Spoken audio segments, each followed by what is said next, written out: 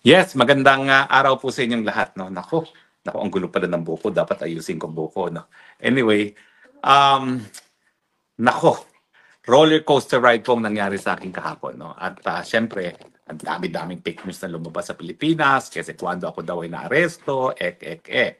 Pero by now, dahil ako naman po ay nagbigay interview sa mainstream media, siguro naman alam nyo na walang katotohanan doon sa mga kumakawalat na chismis na ako daw ay naaresto at papunta na ng Pilipinas. No?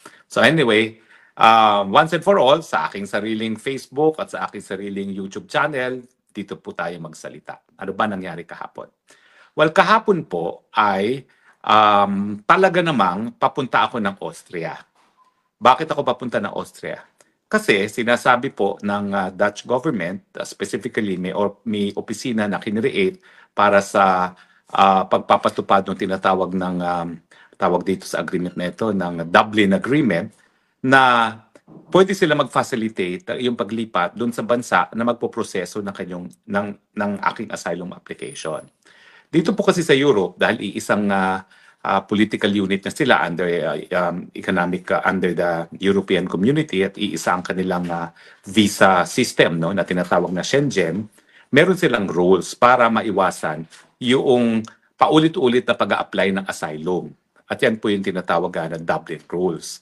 Now, sangayon dito sa Dublin Rules, kinakailangan ang magbigay proteksyon at mag-process ng application for asylum ay yung bansa A na nag-issue ng visa o B, yung bansa na unang pinasukan ng isang tao na humihingi ng asylum.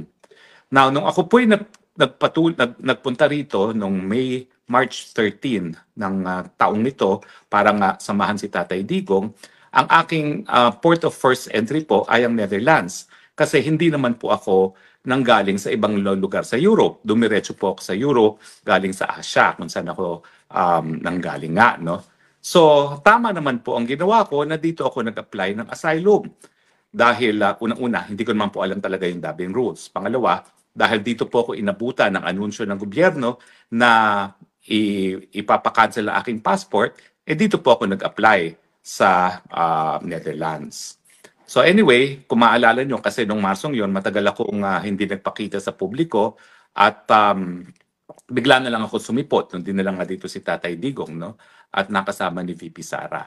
So sa akin, minabuti ko rin na talagang mag-asylum na nga kasi pag kinansel ang passport mo, pwede kang ma-deport as an undocumented alien, no? Kasi bago ka magkaroon ng karapatan na manatili sa isang bansa, hindi lang kinakailangan na meron kang visa, kinakailangan meron ka rin may passport. Pero exception dyan nga kapag ikaw ay humingi ng asylum, no? Ng asylum, alam nyo na, kapag ikaw ay ginigipit dahil sa iyong political na paniniwala, sa iyong pananampalataya, o pagiging miyembro ng isang grupo. No? In any case, kaya nga po, dito ako sa Netherlands nag-apply dahil kaya lang naman ako nagpunta ng Europa para kay Tatay Digong at ito po yung first port of entry ko. Now, ang proseso po ay pagka-apply ng asylum, ang una nilang i-determine, dapat nga bang ikaw iproseso sa Netherlands o dapat ka bang iproseso sa ibang bansa. Now, in-apply ko po yan March 19 officially.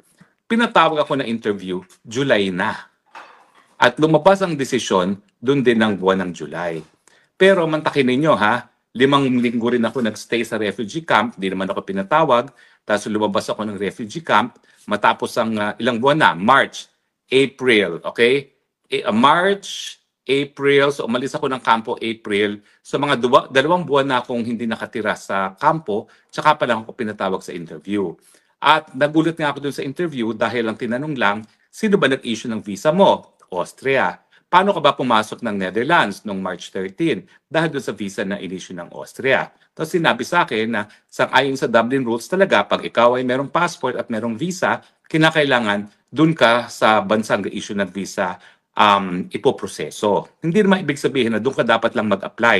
Pwede ka mag-apply kahit saan sa Schengen, pero kapag ikaw apply na asylum at na-apply sa iyo ang Dublin Rules, kinakailangan ipadala ka dun sa bansa na nag-issue ng visa at doon ka mag-apply ng iyong asylum. Pero malinaw, habang ikaw ay nag-apply ng asylum, whether or not ipoproseso ka dun sa bansang yon, meron ka ng karapatan to non-refoulement. na karapatan ng lahat ng asylum seekers. At ito nga yung karapatan na unang-una, hindi ka mapauwi sa iyong bayan habang hindi pa tapos yung proseso ng asylum. At pangalawa, hindi ka dapat subjected to criminal prosecution for illegal entry maski ikaw ay walang passport at walang visa. So in any case, so yung patapos nung interview ko sa July, dumating yung letter following day or mga 2 or 3 days na dapat nga sa Austria akong mag-apply. Now, from that decision, nag-appeal up naman po ako. At nagkaroon kami ng hearing noong Setyembre. Now, meron kasi mga exceptions naman sa Dublin Rules.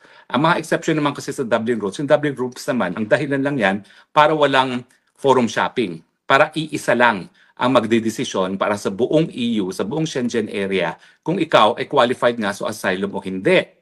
So, pero may mga exception. Ang tawag dyan ay sovereignty clause. Ano yung mga exceptions na in-invoke ko? Una-una, well, yung nagbibigay ako ng legal advice kay Tatay Digong, no? Pagamat hindi ako naging abogado, kasi nga, nag-object sa akin yung prosecution. Dalawa yung basihan ng ICC prosecution kung ba't ako inobjectan. Miyembro daw ako ng gabinete ni Tatay Digong sa panahon na liniliti si Tatay Digong at pwede raw akong ipatawag bilang isang witness. Pangalawa, dahil nga daw ako'y kumukuha ng asylum, hindi ko maasikaso yung pagiging defense counsel ni Tatay Digong. No?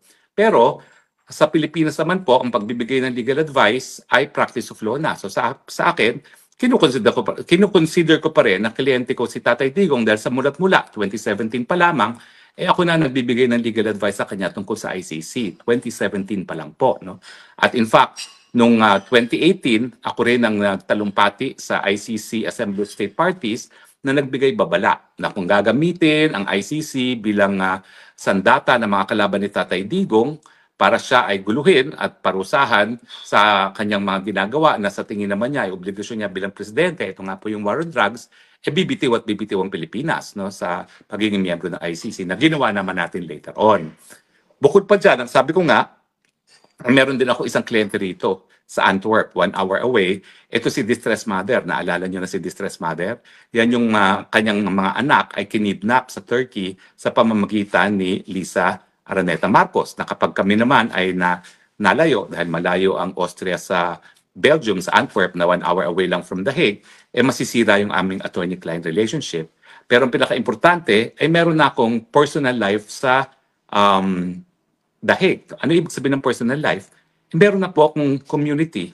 Meron na ako ditong mga, kumbaga, napakalalapit na mga kaibigan na bagamat hindi ko kamag-anak, ay nagsisilbing kamag-anak na rin. No? Ito yung mga tunay na nagmamahal sa akin, nagmamalasakit. Ito yung mga supporters ni Tatay Digong na sinusuportahan din tayo dahil nasa ating paninilbihan kay Tatay Digong at tumutulong literally sa aking pang-araw-araw na buhay. Now, ang rule is, kapag na-apply ang Dublin Rules na magkakaroon ng disproportionate effect doon sa mga to your personal life, yung madidislocate ako completely sa Filipino community rito na masisira talaga yung aking personal life, hindi naman dapat ipatupad ang Dublin Rules. Ang problema, natalo po ako dun sa appeal. Natalo ako sa appeal, kailan lamang? September ang hearing, natalo ako sa appeal, ngayon po ay Nobyembre, itong buwan lang ng Nobyembre, natalo ako sa appeal. So tinatanggap ko na dahil inopera ko, in fact, lumabas yung desisyon araw ng naopera ako sa aking likod, October 30. In fact, bago ako pumasok sa surgery, natanggap ko yung desisyon, natalo ako dun sa appeal ko at kinakailangan pumunta ng Austria. Kaya naman po, matapos ang aking operasyon, ay naghahanda ako talaga na pumunta ng Austria. Pero ang katunayan po, matapos ang aking operasyon, binigyan ako ng appointment ng aking neurosurgeon na ang next appointment namin ay 2 months after the operation. Bakit 2 months? Well, hindi lang po yan sa schedule ng neurosurgeon. It would take 2 months po para gumaling ang spine kasi masela ng spine. So, kaya niya ako titignan muli 2 months para malaman kung ako'y completely okay na o hindi. Pero meanwhile, syempre, ang number 1 rule kapag inoperahan ka sa spine, bawal magbuhat. Kaya nga po ako miski sa grocery, ngayon nagpapasama ako sa mga kaibigan natin dito dahil hindi ako po pwede magbuhat ng in excess of 1 kilo. So 30 po yan of October na operahan ako. So tanggap ko yan. So nakipag-ugnayan na sa akin yung opisina. May tinatawag sila na Dublin Transfer Something, DTV, na trabaho nila na i-facilitate yung paglipat doon sa bansa nga na magpoproseso ng asylum. Now, sagot naman po nila lahat. So ako naman, masunurin. Ba't naman ako hindi ko susunod? No? Laki naman ng utang na loob ko sa Netherlands. No? Nung operasyon ko sa October 30, matagal ko na pong karamdaman yan, mga 14 years ago na. Sa Pilipinas, ang laki-laki ng pinababayad sa akin ng mga doktor. Dito, libre lahat. Yan po ay universal healthcare. So nakikipag-meeting naman po ako, nakikipag-ugnayan, at bagamat wala naman akong choice kung kailan ako aalis, sabi ko, sige, tatanggapin ko naman yan. Ang problema, yung aking doktor, nagsabi, hindi ka po pwedeng lumipad hanggang hindi matapos yung conference ko with a neurosurgeon. Ang conference po namin ay January 8. Meanwhile, anong nangyari? Supervening. Well, nung operasyon ko po, may napansin sila na unusual growth sa aking scalp, okay, sa ilalim ng buhok. At ang sabi nila, patignan mo yan because it looks suspicious. So una, nagpunta ako sa dermatologist. Tinignan ng dermatologist. Sabi niya, I think you really need to go to the hospital and have it examined and have it studied. Ibig sabihin, ipa-biopsy. Pero hindi kasi ginamit yung word na biopsy. Now, dito po sa Netherlands, kasi libre nga lahat, ang tagal ng mga appointment sa specialista. Pero kapag urgent, kaagaran, binibigyan ka ng schedule sa ospital. So yung dermatologist, pinabalik ako doon sa aking GP kasi sa Universal Healthcare, meron lahat tayong GP, tapos ang GP ang magsasabi ko anong gagawin. So pinabalik ako na sa GP ng dermatologist at pinapunta ako sa ospital for further study. Yung pala yung further study is biopsy. So pinabiopsy ako ngayon 2 days ago pero hindi ko alam na ibabiopsy ako. Kasi ang alam ko lang further study. So nung nagpunta ako 2 days ago sa hospital mismo, nagulat ako na pinahubad na ako at pinaprepare ako for day surgery. Hindi talaga ako handa na magpa-day surgery kasi akala ko titignan lang ulit, pag-aaralan ulit for further study. Yung pala, biopsy na. So ang ginawa nila 2 days ago ay tinanggal yung suspicious na malaki-laki siya ha. Siguro mga 3/4 of an inch siya na bilog na itim na parang lumaking nunal. So tinanggal at sabi nga ang resulta will be 2 weeks from now. Pero nang binanggit ko na may flight ako bukas, okay lang ba? Ang sabi nung dermatologic surgeon, hindi. Dahil yan ay sa scalp, yan ay prone to bleeding. At ikaw ay diabetic at kumukuha ka ng blood anticoagulant, yung para hindi magka-blood clot. So you are prone to bleeding. So binigyan naman po ako ng certificate na hindi rin ako po pwede lumipad in the course of 3 days. So dalawa yung aking medical certificate. Now, pinagbigay alam ko naman yan din sa opisina na in charge to transfer me to Austria. Binaliwala nila kasi nga meron namang 2 doktor na nag-examine sa akin. Yung parehong doktor, ang tawag nila fit to fly doctors, ang tinignan lang naman sa akin ay blood pressure at saka oxygen. At pareho sila nagsabi na fit to fly. Pero yung 2 nagbigay sa akin ng not fit to fly, unang-una yung aking GP na alam ang kompletong medical history ko, lahat ng sakit ko, at pati yung mga resulta ng mga hospital ay rinireport sa GP, at saka yung surgeon na nag-biopsy sa akin. So, nung sinabi nila na we still believe that you're fit to fly and we're still scheduling you, wala naman akong magagawa. Kasi yun ang gusto nilang mangyari. Again, masunurin ako dahil meron naman akong utang na loob dito sa Netherlands. Ayaw ko naman na maging pabigat sa Netherlands. No? Pero aside from yun sa Universal Healthcare, hindi naman po ako kumukuha ng kahit anong ayuda sa gobyerno ng Netherlands. No? Ako nagbabayad ng renta ko, wala akong kinukuhang pera sa Netherlands. Pero laki ng utang na loob ko sa Universal Healthcare. Pero hindi naman utang na loob yun kasi obligasyon ng Estado talaga yun eh. Nagbigyan ng kalusugan ng lahat, hindi lang yung kanilang mga mamamayan, pati yung mga dayuhan na narito sa kanilang teritoryo. So kaya nga po, nung sinabi nila na magfa-flight ako kahapon, parang ang layo na ng mga pangyayari, pinaghandaan ko. Now, of course, nagpunta rin po ako ng korte. Nag-file ako sa korte nung Biyernes for injunction. Dahil ang sabi namin, tinutuloy ang pagpunta ko sa Vienna, samantalang may 2 akong certificate na unfit to fly. At sinabi doon ng aking mga abogado na yung kanilang certificate na fit to fly ako, hindi man lang tinignan kung ano yung medical record doon sa surgeries na ginawa sa akin. 2 surgeries yan. At saka between yung sarili ko mga physicians na nag-opera sa akin at yung mga kinuha lang ang aking blood pressure at ang aking oxygen level, syempre, dapat mas paniwalaan yung sarili kong mga physicians. Monday, 12 o'clock, sinabi sa akin ng abogado ko, natalo tayo dun sa TRO. Hindi ko na tinanong kung bakit. Pero siyempre, dahil abogado ko, nag-TRO ko para wag ko papuntahin sa Austria, biglang natalo sa TRO, talo. So, ang ginawa ko, nag-pack na ako. Ayan, nakita niyo po, no? Yung mga gamit ko, nakapack na, no? Nakita niyo naman yan kahapon dahil may picture dun sa isang Facebook na yung mga kaibigan ko, nag-iiyakan na, ay nakita niyo naman, 7 yung aking luggages, no? 3 check-in, 4 na hand carry kasi 2 hand carry ko, puro gamot lang sa dami ng aking mga karamdaman, no? Diabetes, heart, lahat-lahat na yung operasyon ko.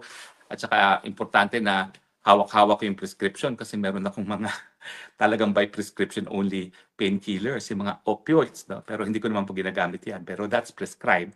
Hindi ko ginagamit kung talagang hindi naman masakit, no? Talagang tinitiis ko kasi ayaw ko maging addict. Gaya nung isa dyan.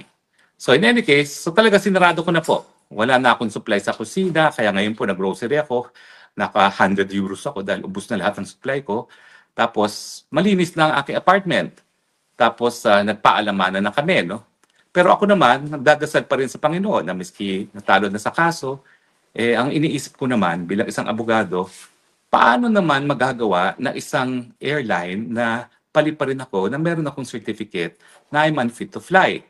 Maski pa meron silang certificate na fit to fly ako na binigay ng gobyerno ng Netherlands, ang punto is, paano mo mai-ignore ang medical certificate ng sarili kong mga doktor na nag-opera sa akin? So anyway, ako naman, masunurin, nag-pack, nagpasundo sa kanila sa airport. Hindi po totoo na inaresto ko ha. Pinadalhan lang nila ako ng Uber. Yung Uber naman, nagpunta sa police station. Sa police station, pinasakay ako sa isang van. Diniretso na ako sa airport. Well, special procedure po nangyari sa akin. Hindi na ako dinala sa counter. Dire-diretso na po ako sa loob ng airport. Tapos, pinakit na ako, hinatid na ako doon mismo sa hagdanan, paakyat ng tube sa airport. So, hindi na ako dumaan talaga sa airport. At nung papasok na ako sa airport, pumasok muna yung 2 airport police na escort ko sa captain and explain ang case ko. Binigay ang case folder ko kasi wala sa akin ang passport ko, no? So, wala akong passport na yan, no? At lumabas naman yung doktor, yung captain. Doon ko binigay kay captain, nung siya winelcome niya ako, yung 2 kong certificate na unfit to fly ako. Tapos umupo na ako doon sa upuan ko, 25, kaduluduluhan, wala akong katabi, pero pinaunam na akong umupo. So umupo ako doon. Now, nung umupo ako, nakakakuha ako ng text, ang daming fake news na ako daw ay naaresto ng, ewan ko bakit PIDEA pa nga daw nag-aresto sa akin, na ako daw ay dideport na sa Pilipinas. So doon ako, kinuhanan ko yung aking boarding pass at pinost sa aking Facebook na ang aking boarding pass ay papuntang Austria.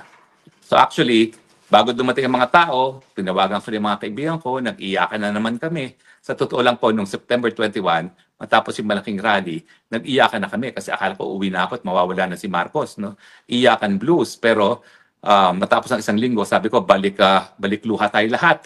Hindi na wala si Marcos, so nandito pa rin ako. Pero kahapon, nung nandun ako, nakaupo na ako sa aeroplano, naka-fasten seatbelt na ako, tumawag na ako, nagpasalamat na ako. Sabi ko sa mga kaibigan ko, si Vine, si Mary, si Naline, si Eileen, si Charlene, si Jason. Maraming salamat sa inyong lahat. Tatanawin kong utang na loob talaga panghabang buhay ang ginawa ninyo kasi mantakin nyo, walang natulog nung gabing yon. Kasi ang flight ko 9:40, pinasundo ako ng 5:45. Sila Charlene at si Jason, ang plano was susundan nila ako dahil ang duda nila baka hindi ako isakay ng eroplano at idiretso at kidnapit papuntang Pilipinas. No? Hindi naman sila nakasunod kasi nagwangwang yung van at talagang nawala sila at sinabi hindi nyo kami masusundan kasi hindi rin naman dadaan siya sa normal process. Diretso namin siya sa eroplano. So anyway, nagpaalam na ako at lahat. Nung nakaupo na mga pasahero, lumabas yung captain at umakyat ang 2 airport police. Pinuntahan ako. Dala-dala ngayon yung certificate ko of unfit to fly. Now, in-explain sa akin, I know you have 2 certificates of unfit to fly, but we also have a certificate that you're fit to fly. And the captain said, he's okay with the certificate to fly. So sabi ko, so what is your point? So ang sagot nila, do you want to take this flight? Sabi ko, no. Why not? Because my own doctor said, it is unfit, I am unfit to fly. So sabi ko, why? Tapos sabi nila, So why did you come to the airport and why did you board the plane? Because I thought I had no choice. And I did not want to seem ungrateful to Netherlands, and I did not want, to abuse their hospitality, no. But inulit, but do you want to take this flight? Sabi ko, no, because my doctor says I should not fly. And I believe my doctors, not the word of doctors who did nothing but take my blood pressure and my oxygen. So dun po ako pinababa. Nasyak ako. Kasi sa totoo lang, ayaw kong umalis ng Netherlands. Bakit? Unang-una, nangako ako kay Tatay Digong, hindi ko siya iiwan. Pero nung nandun na ako sa eroplano, ang iniisip ko naman, ipaparating ko na lang kay Tatay Digong, hindi ko naman siya iniwan dahil ang Austria ay nasa Europe pa rin. So, walang iwanan pa rin. Nasa Europa pa rin ako. Pero siyempre, sa kalooban ko, ayaw kong baliin sana yung pangako ko na hindi ko iwan si Tatay Digong. Nandito lang ako literally katabi niya. Ang bahay ko po, pinili ko ang bahay ko kasi nalalakad lang yung detention facility ni Tatay Digong. Kung merong ang bakante doon sa mga bahay na katabi mismo ng kulungan, doon ako titira para literally kasama ako ni Tatay Digong. Pero alam ni Tatay Digong na walking distance ang bahay ko sa kulungan at hindi ko siya iniiwan, miski hindi ko siya nakikita. At kahapon nga, nagpadala siya sa akin ng mensahe kay Omar, nakakahabag. Hindi ko pa nakita yung mensahe niya, pero nakita ko later on at parang, well, it's really God's message na dapat tuparin ko nga yung aking pangako na wag iwan si Tatay Digong. Now, matapos po akong pinababa, dinala ako sa isang parang airport detention facility. Sa totoo lang, siguro mga isang oras na pinaantay ako, natulog ako kasi wala nga akong tulog. Ginising ako at mayroong dalawang piskal, dalawang assistant prosecutor pumasok, kasama ang dalawang airport police at dalawang immigration police. Sabi nila, we are now conducting an investigation if we should charge you with violation of Alien Act so-and-so. Sabi ko, okay, what are you charging me with? Well, you absconded by refusing to take the flight. Sabi ko, really? How could I have absconded when I voluntarily boarded the plane, took my seat, and the only thing I did was to answer a question. Do you want to take this flight? And I said no, because my doctor said I should not take this flight. Not one doctor, but two doctors. Number two, how could you say I absconded when you know very well from my medical certificate that I cannot lift anything, and yet I have 7 pieces of very heavy luggage? At yun sa totoo lang. Kaya gusto ko na rin sigurong tumuloy sa Austria. Kasi kung binayaran ko yung extra luggage, siguro mga 5,000 euros yun. No kidding. Kasi yung dalawang malaking kong maleta, kung mga tag 50 kilos yun, ang allowed lang 23. Pero para sa European flight, 23 nga lang, isa ang kailangan. So nagbayad na sila ng pangalawa. 3 pa yung check-in ko. Tapos 4 pa yung hand carry ko. So sabi ko, siguro dapat tumuloy na ako kasi mahal-mahal ito kung binayaran ko, no? Pero how do you ignore naman na sabi ng doktor, wag kang lilipad. At saka, mahirap talagang baliin yung pangako kay Tatay Digong na hindi ko siya iiwan. So sabi ko, una, does a person who abscond travel with 7 luggages when they cannot carry their luggage? Number 1. Number 2, how could I have absconded when I voluntarily entered the plane? I was offloaded because I was asked if I wanted to take the flight. I said no, because my doctor said so. And the airline heeded my wish. Binaba ako. Okay? So, and number 3, of course, sabi ko, how could I deem to have absconded when in the first place, I never hid from immigration, and that's why I'm here. I'm facing the immigration authorities point blank, and I heeded what they wanted me to do, except that the last minute, the airline wanted to know if I wanted to take the flight, and I said no. So anyway, after about 20 minutes, umalis sila, bumalik, we're not charging you with anything, you can go. Ang problema ko, teka, sinundo nyo ako sa bahay ko, nagpadala kayo ng Uber, kailangan ibalik nyo ako sa bahay ko, that's 7 pieces of luggage yan. So sabi ko, can I ask for assistance because I cannot lift? So nangyari, yung 2 piskal pa ang nagdala ng mga luggage ko.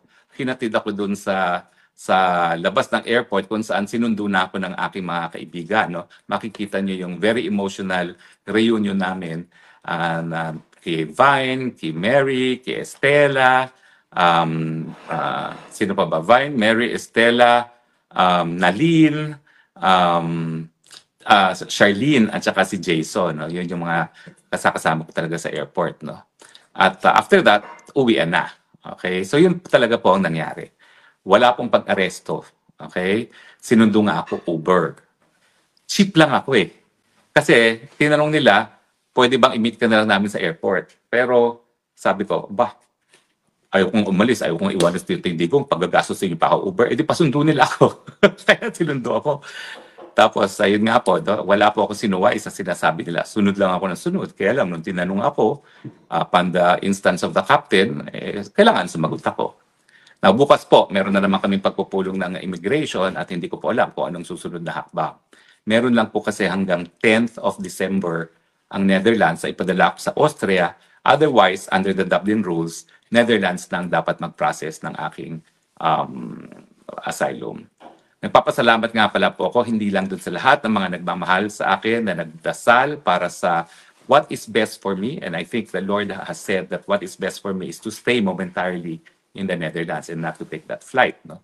At nagpapasalamat po ako kay VP Sara because of her public pronouncement that she's concerned about my health. No? Hindi raw siya concerned dun sa pagpapakansela ng aking passport, as she's concerned because of my health. Dahil alam naman niyo po na nagkaroon nga ako ng major spine surgery. So yan po ang punot dulo na nangyari kahapon. Meron pang mga side stories. Pagkatapos po akong bumaba sa eroplano, medyo naantala ang pag-alis ng van na sinasakyan ko at yung mga pulis ay umakyat sa eroplano. Pagbaba ng isang pulis, tinanong, do you know that person who was taking your video? Sabi ko, no, I don't know that person. It turns out, wala pa ako, meron ng pinagmamasdan ang police Holland na dalawang katao. Isang parang Pilipino, isang babae, isang lalaki. Yung lalaki, may tindig daw na militar. Dahil mukhang merong inabangan at kung nakita nila ako, dahil hindi nga ako pasok na airport sa labas lang at nakikita nila na sabay ako ng isang van ang nakita sa hinagada. Rawat sa video na ako.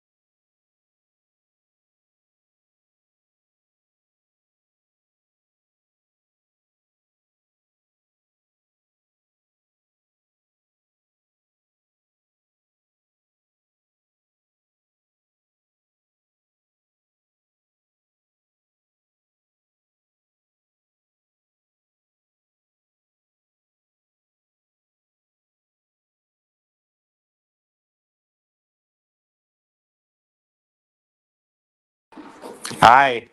Sorry po nawala tayo, okay? Sorry po nawala tayo, okay? So itutuloy na lang po natin at wala tayo kanina, no? Ang kwento ko bago ako nawalan ng baterya ay so pagbaba naantala yung mga airport police at meron silang kinakausap sa loob ng eroplano. It turns out na ano ba ito? Hindi ko mahahawakan kasi ang ginagamit ko yung power bank. Ayan, ganyan. It turns out na bago pa ako dumating, meron na silang suspicious na dalawang katao. Isang babae, isang lalaki na Pilipino. Parang nagmamasid. Okay? Alam nyo, bago pa ako dinala sa eroplano, sinabi na sa akin ng Dutch police, meron ka bang anything na indicating na ikaw ay nasa asylum? So sabi ko, wala naman. Bakit yung tinanong? Kasi may mga bansa na kapag alam nila nag-asylum ka, papatayin ka. Well, sabi ko, oo nga. Ganyan din sa Pilipinas. Kaya dapat as a confidential ang asylum, pero sa akin, hindi ko na ginawang confidential dahil unang-una, tagal ko kasi nawala tapos bigla ako sumulpot para alam nila na hindi naman nila ako magagalaw na kahit anong gawin nila. Pero kaya, yung mga police is not there dahil hinuhuli ko. Ang mga police, naroon dahil alam nila na sa asylum seeker, may banta sa buhay ko. Kaya naman, wala pa ako sa airport, meron na pala silang, kumbaga, persons in interest, na isang babae, isang lalaki, na suspityoso ang galaw. Pagkatapos, kaya sila naantala, pinuntahan nila yung tao na nagre-record sa akin, pinaburan nila ang video na kinuha ng taong yon sa akin. At in-interview nila yung tao. Ang gusto nga nila, talagang in-interview nila yung tao at tinatanong kung sino siya at bakit nga siya nag-video sa akin, bakit ako sinusundan, no? Wala naman daw, Pilipino lang daw siya, no? Kaya naman siya nagpapa-video. Pero ito pong questionable. Nung bumaba ako, yung taong yun, at saka yung kasama niyang babae, gusto rin bumaba. Hindi na pinayagan ng pulis, ng airport police. Again, contrary sa chismis, yung mga pulis doon, hindi dahil ako inaaresto. Yung mga pulis doon ay because binabantayan ako. Dahil sa karanasan nila, maraming gustong pumatay sa mga asylum seekers. Ako naman, walang kaduda-duda. Kung gusto kong mapapatay ako ng mga bangag dyan sa Pilipinas, papatayin nila ako. No? Kumpirmado po yan, galing sa pulis mismo. Bakit ko alam? Tinanong nila, kilala mo ba yung tao na nagpipicture sa'yo? Sabi ko, no, but he must be a Filipino. Yes, he's Filipino. Kaya pala alam na nila, inimbestigahan na siya sa eroplano. Sa totoo lang, ang flight po is 9:40, nakalipad na siya 10:50. Hindi sa dahil binababa ako, no? Pero siguro isa na yun, no? Bumaba ako, no? Pero dahil inimbestigahan nila yung dalawang pasahero na suspicious sa kanila. Kaya kinonfirm sa akin yan ng police. Now, ang issue, ang dami kasing fake news na lumabas. Fake news dahil hindi totoo. Hindi ako inaresto. Numero uno, hindi ako para ipadala sa Pilipinas. Pero parang accurate sila dahil alam nila na nasa airport ako. Tapos, meron dalawang persons of interest nga na minamasdan na ng mga Dutch police dahil parang merong inaabangan. Na sumakay pa ng flight ko, kumpirmado binivideo ako, at gusto pang bumaba nung ako'y bumaba ng eroplano. So mukhang itong mga bangag sa Pilipinas ay talagang nagpadala ng ahente. At talagang parang may plano sila. Ngayon, may report naman sa akin. Okay? Hindi kasi nila alam na meron din akong kakilala doon sa eroplano. Ang report sa akin, pagbaba sa Austria, yung police, Austria, umakyat at hinanap si Harry Roque. Anong significance niyan? Ang landing ng eroplano sa Austria is around 12:30, naantala sa mga 12:50. Meron naman ako ngayong source sa loob ng DOJ na sinabi na ingat po kayo kasi nag-coordinate nila sa Interpol, nandiyan na po yung red notice alert nyo at ipapublish na nila kahapon. Yung text dumating sa akin 12:50. Dumating ang eroplano around 12:50. So parang ang Police Austria was given notice of the Interpol red notice. Hindi ko lang alam kung yung Police Austria was there to meet me as part of immigration. Kasi kung immigration lang, hindi police ang sasalubong. immigration ang sasalubong. Bakit pulis ang sumalubong? So, ang punto is, ang Interpol, yung cooperation na para i-apprehend ng tao na nasa red notice, hindi papatupad kung yung tao is claim asylum. Kasi kinakailangan nga matapos muna yung proseso. Pero at that time, na pina-issue yung red notice alert, parang alam nila na darating at darating ako sa Austria at parang alam nila na wala pang ugnayan ang immigration ng Austria at ang pulis ng Austria. Dahil timing na umakyat yung police Austrian sa eroplano, hinahanap si Harry Roque, doon sa pagdating ng flight ko, doon sa oras kung kailan pinablish ng Interpol yung red notice. So may possibility na hindi alam ng police Austria na ako'y nag-apply for asylum at dahil hindi nila alam, posible na kung hindi ako pinababa sa eroplano, ako'y nadakip ng pulis at pinadala sa Pilipinas. Hindi lang po yan haka-haka. Kasi ang police sa Holland at nagsabi sa akin doon sa suspicious na 2 tao, isang lalaki, isang babae, binibidyohan ako, tapos sinita sila, tapos nang bumaba ako, gusto rin bumaba. Hindi sila inalaw. Ewan ko, kung merong legal na basihan, ang authorities kapag gusto mong bumaba na hindi sila pinababa. Pero that's their problem. Kaya mong i-demand nila yung Police Holland. Pero in fairness to the Dutch, dito, ang immigration, walang kinalaman ng pulis. Alam ko po yan kasi marami akong mga Pilipinong sinamahan para mag-file ng complaint laban sa mga ilang Pilipino na nanggaling sa Pilipinas na nanggulo dito. Isa sa mga sinasabi naman ng gulo rito, marami raw illegal. Lininaw sa amin ng mga pulis, wala kaming pakialam sa mga illegal na aliens. Kasi hindi namin trabaho yan. Trabaho yan ng immigration. So miski kaharap na ng pulis ang isang illegal, wala silang karapatan na dumampot sa taong yan. So in the same way, ako, kaya fake news talaga yun na pulis ang naghahanap sa akin kasi miski ako yung illegal na alien, hindi ako restriction ng pulis.